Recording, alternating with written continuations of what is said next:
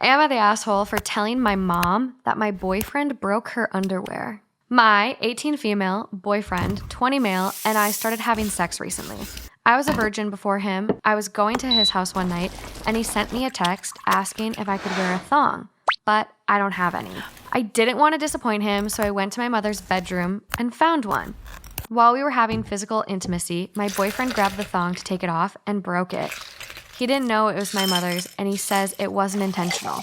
I thought the best idea was to buy a new one to replace it, but I don't have enough money and my boyfriend didn't want to help me pay for it. I ended up telling my mother the truth, and she wasn't that mad, but now my boyfriend is upset because he says it is something embarrassing for my mother to know, and that now he will be ashamed every time he sees her. He argues that I could have just told her that I took the thong and broke it without involving him. Am I the asshole? I want my ex back, but she won't listen to me. I, 30 male, got divorced about 6 months ago from my wife, Jules, 31 female. We were only married for a year and dated for a year before that. She is a nurse practitioner, and when we got married, she agreed that I could work part-time while also working on my music. But to be honest, I didn't do much with my music. I got lonely at home because she was working a lot because she works in an ICU, and with COVID being out of fucking control. Because I got lonely, I started seeking companionship in the music scene and started seeing someone else. One day, Jules came home and I didn't hear her walk in. She overheard a phone conversation that was obvious what I was up to. She stood outside my office door and waited till I hung up, then came in and told me to get the fuck out of her house. She owned it before we got together and the deed never had my name on it. I tried to talk my way out of it and tell her she misunderstood, but she isn't stupid. I don't have any family around, so I went to see the girl I was seeing and told her my wife kicked me out. She didn't know I was married, and she told me to fuck off too. I went back home, and Jules agreed to let me stay, but she filed for divorce the next morning. She said I could stay temporarily, but didn't want to see me in our bed, and also didn't want me having any, quote, guests over. I agreed, but I felt that was unreasonable to make me sleep in the guest room that only had a twin-size bed. I thought we should work on our marriage, but she said she couldn't trust me and wouldn't tolerate cheating. A couple of weeks later, I started seeing someone else. She came over while Jules was at work, and when she came home, she caught us asleep in the master bedroom. She kicked me out and said I could pick my stuff up over the weekend. I ended up in a studio apartment and got everything that was mine that I could fit into the apartment. When I left with my stuff, I basically called her a bitter bitch because she couldn't handle the situation with any maturity. That was the last time I saw her before divorce court, and she has since blocked me on all social media. I tried calling her once, but she never answered. A couple of weeks ago, she called me and told me she wants the rest of my shit out of her basement. I was pretty pissed. First of all, this happened the day after I put in a relationship on Facebook, so I thought she was just being an asshole because I was seeing someone. Second, she knows I don't really have room for it. She said she didn't give a shit and she looked into it and I have to pick it up within 30 days or it's abandoned property and she can toss it. I ended up going over to pick up the rest of my stuff and this Harry Styles looking motherfucker answered the door. I asked, who in the hell is he? And he said, you came here, why don't you tell me who the fuck you are? I'm the owner of this house. It turns out Jules has a boyfriend. She came out, and when I saw her, I was blown away. She has lost probably 40 pounds, cut her hair. It's a different color. She looks gorgeous. That sucks. Keep it moving. I couldn't believe how different she looked. When she saw me, she didn't really say much, just that she would help me get my stuff out of the basement and load it in my car. When I was about to leave, I told her she looked great. She just said, thanks. I asked for a hug, and she said no. I said that she was a great wife and I was sorry, and she just said, okay, and turned around. I haven't been able to get her out of my head since then. I went back over and waited for her boyfriend to leave and went to talk to her. I told her I realized I fucked up and I want another chance. And seeing her again reminded me how much fun we had together. She just stood there kind of expressionless and shut the door in my face before I could finish. I made another Facebook just to message her and she blocked me. I asked my bro to call her for me, and he told me I'm stupid and to give up, but I don't know if I can give up on the love of my life like that, especially when I know now how much I screwed up. What do I do here? How do I get her to listen to me and remember the good times we had? I want her back before it's too late. Am I the a-hole for making my stepsister and stepmom look for my lost necklace? I, 17 female, have a necklace that was made for me by a friend who does wire wrapping. It's the prettiest thing I own, and my friend moved last year, so it's my memory of her. My dad married his girlfriend last year, and her daughter, a 15 female, and I don't get along. She's annoying and whines about everything. She always wants to borrow my stuff and then loses or breaks it or something. My stepmom just enables that and gives her whatever she wants to shut her up. It's dumb. Anyway, she really likes my necklace, but I won't let her touch it because I know how she is. She wanted to wear it with an outfit for her birthday party at her dad's a week ago, and I said no.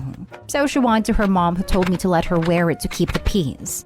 I told my dad, and he said I didn't have to let her wear it. So I didn't. On the day of the party, though, I noticed it's gone from my jewelry box, and stepmom admits she took it and let my stepsister wear it since it was so important to her. I was so mad. I was going to just tell my dad, but he was away for work for a couple of days and I decided to wait till he got back. Stepsister said she would give it back the next day, but I saw it on the floor in the bathroom that night and took it back before it could get broken.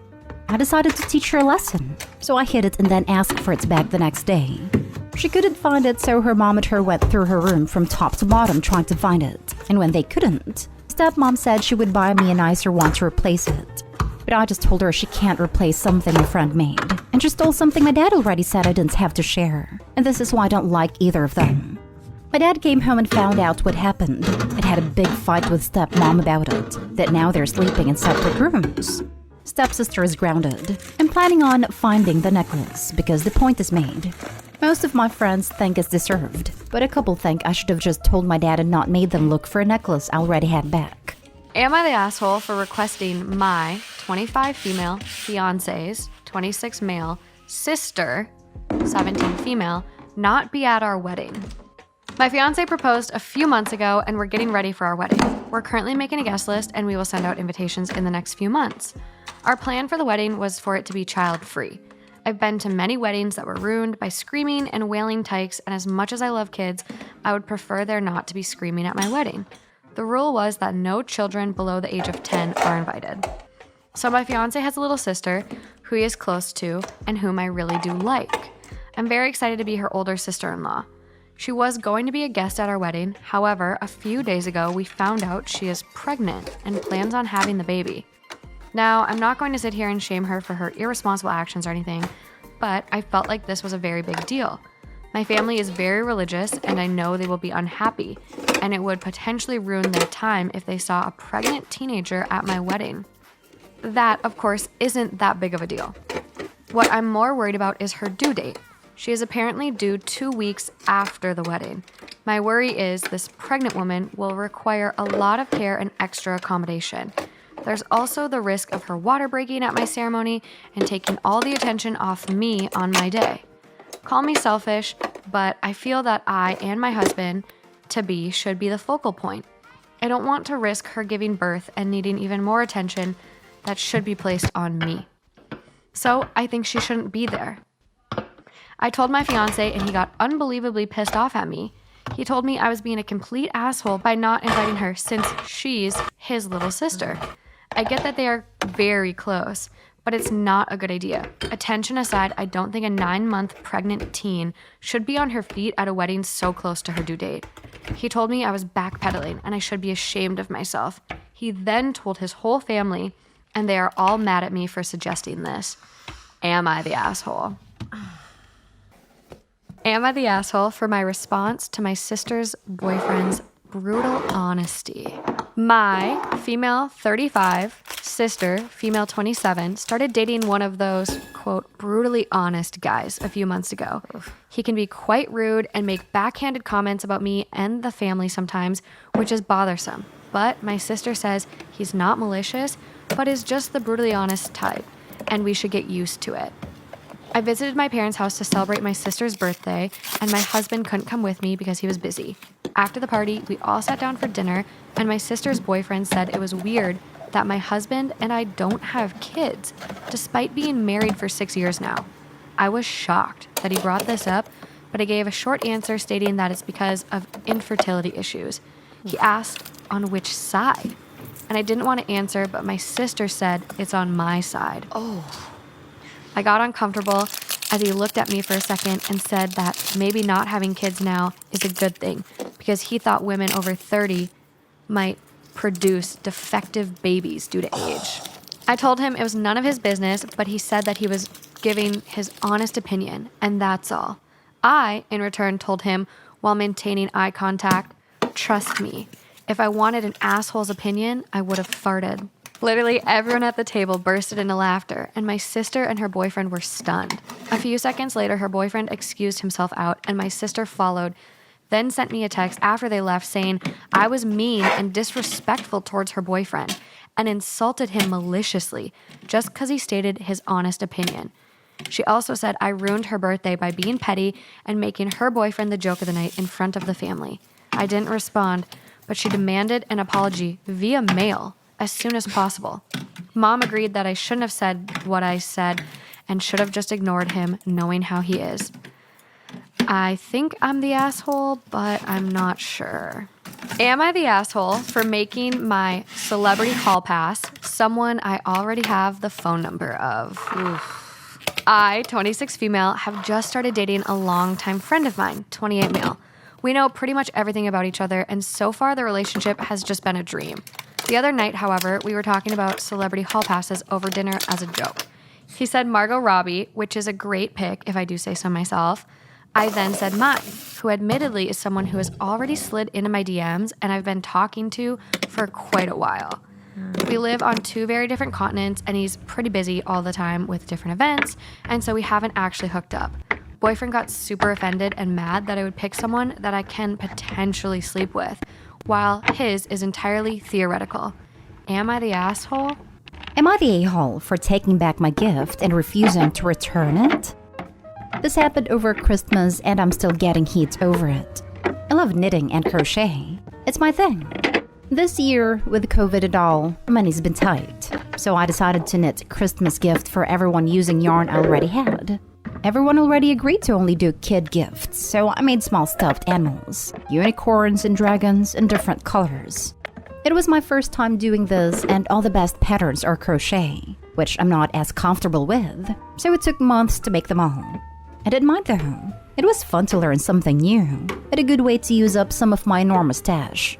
All my side were happy, or polite enough to act happy, with the gifts. The problem was with my husband's families.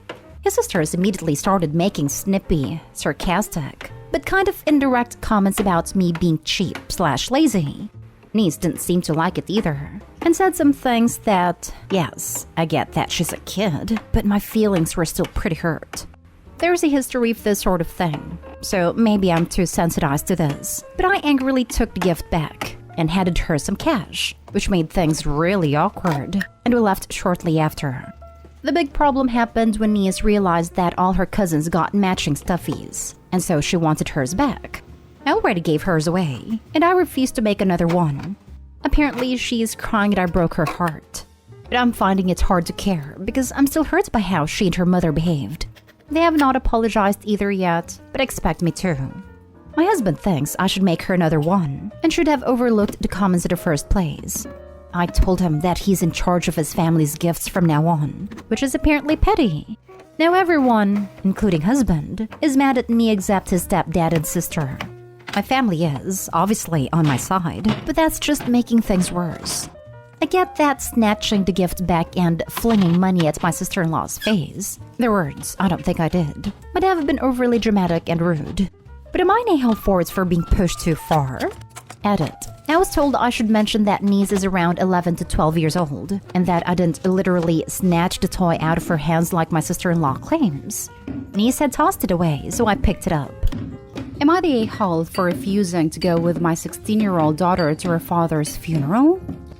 My ex-husband, my daughter's father, passed away 2 days ago at the age of 36. My 16-year-old daughter begged that I go with her to the funeral because she said she doesn't know anyone there and needs my support and guidance. I refused because I did not feel comfortable. And then seeing my former in-laws, it's just not worth the pain. Plus that her grandparents and her younger uncle that she adores so much will be there, so that is good enough. They also offered to have my brother drive her there and return her home later, but she refused and kept begging that I go with her. I told her no, and that I have my reasons, and that's it. She unloaded on me yesterday, calling me bitter and selfish, and said that my hatred for her dad is still there and is disgusting. I was really hurt I had an argument with her, but didn't punish her for what she called me because she's grieving and is processing her father's passing. I just cut the argument and told her to go upstairs. She went inside her room and refused to come out for lunch and dinner. My boyfriend tried to stay with her and get her to eat, but she refused. He told me later that this is obviously something my daughter is not dealing with properly, and suggested I just go to the funeral, because if I don't, then there will be lasting resentment from my daughter. I went to bed but couldn't sleep over this. I feel like just because she wants this doesn't mean I just go with it. I never push her to do anything she doesn't want to do. Edit. Just a minute for those who are suspecting that there's a girlfriend there that I don't want to see. No, nothing like that. My ex-husband never dated after me because he was dealing with multiple chronic conditions, which is the main reason for our separation. My daughter never wanted us to divorce, and she blamed me when the courts granted me custody because her dad was not able to care for her. I don't hate my ex-husband. He's my daughter's father, and losing him is devastating for me. That is why I wanted to grieve in peace. As for my in-laws, they resent me for initiating divorce in the first place and accused me of abandoning their son. Am I the a-hole for visiting my late husband's grave every month with my kids? I, 31 female, lost my ex-husband 2 years ago. We were married for 5 years before he passed away due to cancer. He has given me 2 beautiful kids, twins, both 6 years male.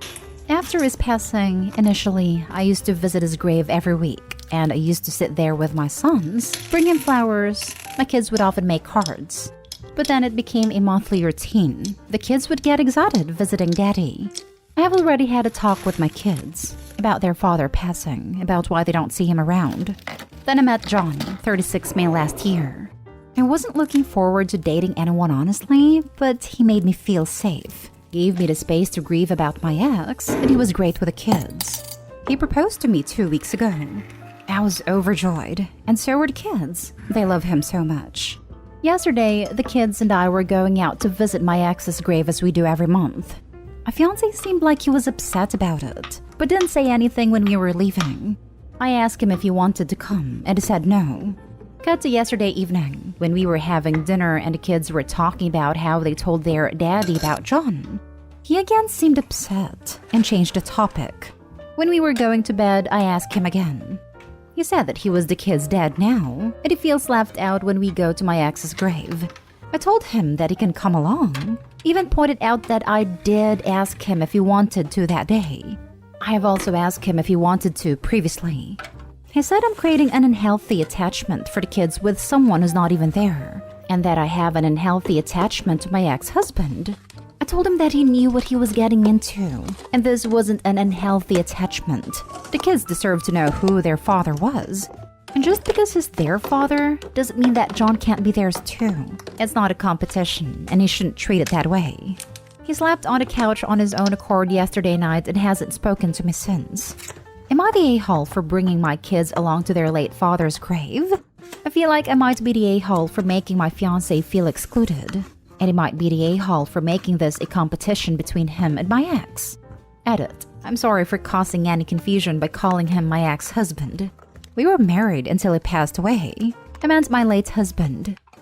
Okay, so I'm not gonna lie to you guys. I think everyone has like a high school bully in some sorts. Like I know back when I was in high school, I had myself in high school bully and it was not fun. And before anyone says anything, bullying comes in any way, shape or form. Like I know there's a lot of cyberbullying nowadays since, you know, everyone has access to the internet. Like for God's sakes, I can picture a 9-year-old literally telling me that I'm never gonna be good at a video game and bully me in any way, shape or form. But this was back when I was in high school. And honestly, like when I was in high school, I'm not gonna lie, I looked like this. So you guys are gonna be ready for the story. It's gonna be insane and just get ready for this. So this story starts back, like I said, back in high school. You see, back in high school, remember, I looked like this. So honestly, I wasn't really, let's just say I was woman repellent. That's probably the best way to really put it in this standpoint. And I remember it was like one of my first weeks of high school. And I'm not gonna lie, I did not know anything about the school. I wasn't cool in any way. I didn't know many people. And I'm not gonna lie, I wasn't considered, I guess, normal. But I remember one day specifically, there was a day where my father actually gifted me an Angry Birds t-shirt. Now, if you guys don't know what Angry Birds is, it was basically a game where it's like a bunch of birds flying down, being being all angry and stuff and fighting pigs. And let's just say my father gave me a t-shirt that was with my favorite Angry Bird. And that was, of course, the red one because he's the main character. Honestly, if you don't like the main characters in movies, then obviously you're not going to like the thing in general. Or in games, actually. Funny enough. But going on, I remember when I got that t-shirt, I instantly wanted to wear it. I remember I wore it to sleep and I wore it the next day going to school. So obviously I wore a wrinkled shirt. My advice, don't do that, especially in high school. It's kind of weird. But going on though, I remember I was wearing it at school that day and I was just walking around the hallway. Obviously some of my friends thought it was cool, but in reality, let's be real here, it was an Angry Birds t-shirt. Like, yeah, maybe back in 2016 it would maybe be somewhat cool, but realistically, no, this was not the time and age for it. Going on though, I remember me and my friend Justin were walking down the hallway and we were just, you know, going through the hallway, going to our next class and doing the average thing. And then this big dude, I think he was like around like 6'5", walked up to me. And reminder, I was like 5'4" at this time. I was a really short kid. To be honest, I didn't hit my growth spurt until like grade 10, grade 11-ish. So that didn't help me at all. But going on, I remember he walked up to me and I remember looking up kind of scared in a sense, because let's be real here, I wasn't really a fighter at the time. And he looked at me and said, "Oh, your shirt looks like garbage. You look like a total loser." And in my head, obviously, I was kind of like sad because, you know, someone's making fun of my Angry Birds t-shirt, bro. Like, what are you doing? And then after that, I saw that his hot girlfriend came up beside him and stuff. And yeah, he had a girlfriend and everything. Whoop-de-doo. He was cooler than me at the time. And at the time, the only thing I could actually do was run away. So that's what I did. I ran away. And funny enough, he started following me and I kind of got freaked out. So I remember I ended up hiding into a classroom. Teacher pulled me in, blah, blah, blah. That's it. Bully walked away. And you guys are probably thinking, okay, when does the whole actual thing happen that's in the title of this video? Me actually getting stuck in the locker. Well, you see, the thing is, you guys know how much I love that Angry Birds t-shirt. I probably mentioned that in the beginning of this video. And the thing about that Angry Birds t-shirt is that I wore it for 3 days damn straight. Yeah, I didn't wash it, nothing. I literally slept in it, woke up in it, and went to school with it. That shirt literally became like my skin. A damn bright red Angry Birds t-shirt. Now, you guys can laugh as much as you want. Honestly, at the time, I guess I got really close to it and connected to it. But going on, and on the third day of me wearing that Angry Birds t-shirt, I am not gonna lie to you guys. It did stink. But not only did it stink, I remember on that third day of me wearing the shirt, I went into class and it was my third class in. And my high school bully was in my class at the time. I remember him looking at me and started laughing, saying, "Oh, dude, that shirt's gonna stink, loser." And obviously he was right. The shirt did stink, but I still loved it and I wore it. And I remember looking at him saying, "I don't care. I like my shirt." And I sat down. Yeah, not the best way to confront your bullies, especially when they're right about something. But going on, I remember after class that day, I walked to my locker to go pull out some books for my next class because obviously I had science. And when I had science and I took out my books, I remember that high school bully was right behind me. He was literally sniffing me from behind and saying, "Oh, I was right. Your shirt smells like butt." And then he instantly pushed me into the locker and locked it on me. Yes, he literally pushed me in a locker. Somehow, I think this was illegal, but honestly, he ended up doing it anyway. He pushed me in there and literally locked the door on me, and I was stuck. I was stuck in my own damn locker. And I'm not gonna lie to you guys, when a stinky t-shirt is in a locker for a long time, it starts to smell. When he locked the locker and walked away, I remember I was stuck in there and I was panicking. I didn't know what to do at the moment. I was kind of just freaking out thinking, okay, do I break the locker? And then I tried slamming into the locker. Obviously it didn't break, and yeah, it didn't work out. And going on, I was stuck in there for, I want to say, almost maybe 2 hours at most. To be honest, I kind of got to the point where I pulled out my phone hoping I had some sort of data and started watching some movies, funny enough. And to this day, I actually do remember that movie, and it was the Lego movie. Yeah, don't laugh. I know it's weird, but I liked Lego games at the time. What can I say? Anyways, I remember hearing the bell ring after the final class was over, and I saw everyone walking down the hallway. When I saw people walking down the hallway through the slits of my locker, I remember slamming on my locker like there was no tomorrow. My movie was done. The locker was getting stinky. And honestly, I didn't want to be in there anymore. Like, I just literally couldn't handle it. I didn't know what I was doing, so I just kept slamming and slamming and slamming until someone finally came up to my locker. But sadly, the person who came up to my locker was not the person I wanted to show up to my locker, funny enough. Now, you guys are probably thinking, "Oh, what do you mean? Like, you're literally about to get out. Like, why are you being weird about it?" Well, you see, the person that walked up to my locker was my high school crush. Yes, my literal crush. She walked up to my locker and she said, "Bubba, are you in there?" At first, I didn't want to say anything and just pretend it never happened because I recognized her voice right on the dot. But then I started really thinking to myself, do you really want to get saved from your high school crush? So I ended up saying, "Yeah, I'm kind of stuck in the locker. Can you like maybe like help me out and get a teacher?" Trying to sound all cool as if, you know, I was cool. And then the girl said, "Who did this to you? Like, why are you in there in the first place?" At first I said science project, but then I realized that doesn't make any sense. Like, why would I try to suffocate myself in a damn locker? So I ended up saying, I kind of just ended up getting trapped in here and someone locked the locker thinking it was for safety reasons. Yeah, I don't know. To be honest, I was nervous. I didn't know what to really say. And to be honest, I didn't want to tell my high school crush that I was getting bullied in school, because what kind of kid gets bullied in school? At least that's what I thought at the time. Going on though, I remember I was, kind of freaking out, and she went to go get a teacher. In my mind, I was thinking, okay, how am I going to explain this to a damn teacher? Because obviously it's not going to go easy for anyone. The teacher came and she tried to unlock my locker. I told her my combination, and